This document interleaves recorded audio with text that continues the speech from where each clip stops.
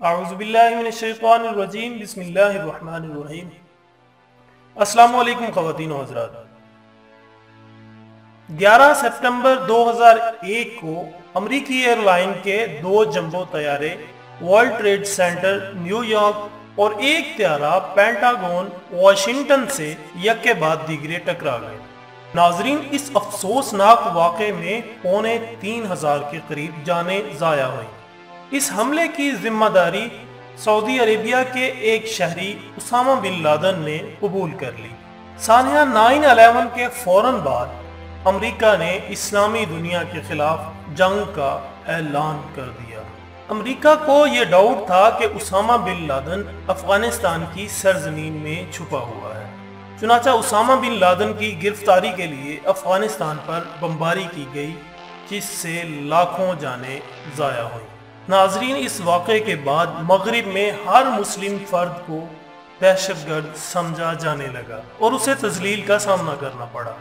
ناظرین، یہ حادثہ دنیا کی تاریخ کا سب سے بڑا حادثہ سمجھا جاتا ہے اور جسے دنیا تا قیامت یاد رکھے گی۔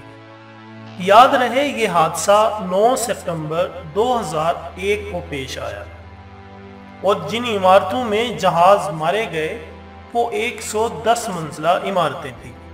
ناظرین، مسلم تجزیہ نگاروں کا کہنا ہے کہ قرآن پاک میں موجود چند آیات اس واقعے کی طرف اشارہ کرتی ہیں۔ تو آئیے ناظرین، ہم آپ کو اس انالیسس کی تفصیل بتاتے ہیں۔ ناظرین، چونکہ یہ حادثہ سپٹمبر کی 11 تاریخ کو ہوا تھا تو 11واں پارہ اٹھائیں اور سپٹمبر چونکہ 9واں مہینہ بنتا ہے تو قرآن کی 9ویں سورت نکالیں۔ ناظرین، حیرت کی بات یہ ہے کہ حادثہ 2001 میں ہوا تھا تو اس سورت کے الفاظ بھی 2001 ہیں۔ سبحان اللہ۔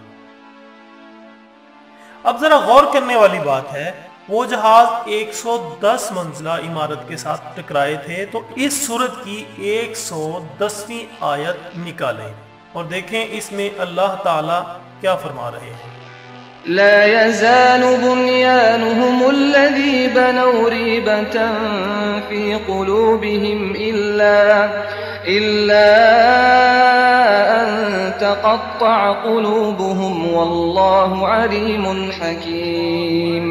ان آیات کا ترجمہ کچھ یوں ہے، وہ عمارتیں جو انہوں نے بڑی شان و شوکت سے بنائی اب کھڑکتی رہیں گی قیامت تک ان کے دلوں میں۔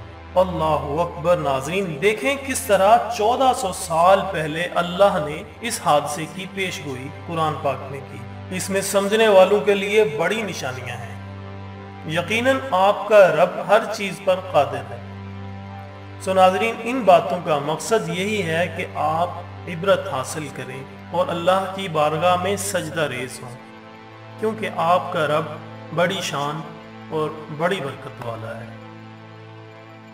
اس کے ساتھ ہی اجازت دیجیے، اپنا دوستوں، رشتہ داروں اور اپنے ارد گرد کا بہت خیال رکھیے گا۔ اللہ حافظ۔